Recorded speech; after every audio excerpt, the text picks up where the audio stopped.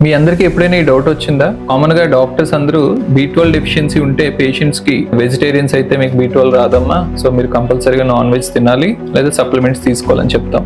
But B12 కోసం ఏ foods అయితే తినమంటామో, chicken గానీ, మీట్ గానీ, రెడ్ మీట్ గానీ, వీటిల్లో ఈ యానిమల్స్, కోడి గానీ, మేకలు గానీ, గొర్రెలకు గానీ, వీటికి B12 ఎక్కడి నుంచి వచ్చింది? అవన్నీ కూడా వెజిటేరియన్ ఫుడ్ తింటాయి కదా, అవేమి నాన్ వెజ్ తినవు కదా, మరి వీటికి ఎక్కడి నుంచి B12 వచ్చింది? అసలు ఈ B12 అనే వైటమిన్ ఎవరు తయారు చేస్తారు? మనకి గానీ, లేకపోతే ఈ కోళ్ళకి, గొర్రెలకి, మేకలకి, ఆవులకి, ఇట్లా ఎవరికి కూడా B12 తయారు చేసే కెపాసిటీ లేదు. B12 అనేది బ్యాక్టీరియా అనేది తయారు చేస్తుంది. ఆ బ్యాక్టీరియా మన స్టమక్ లో ఉండడం వల్ల ఆ B12 అనేది బ్లడ్ లోకి అబ్జర్వ్ అవుతుంది అనమాట. కాకపోతే ప్యూర్ B12 డెఫిషియన్సీ అనేది వెజిటేరియన్స్ అయిన ఆవులకి గానీ, గేదెలకు గానీ, మేకలకు గానీ, గొర్రెలకు గానీ, కోళ్ళకి గానీ డెఫిషియన్సీ వచ్చే ఛాన్స్ తక్కువ. అదే మనలో వెజిటేరియన్స్ ఎవరైనా ఉంటే వాళ్ళకి B12 డెఫిషియన్సీ వచ్చే ఛాన్స్ ఎక్కువ.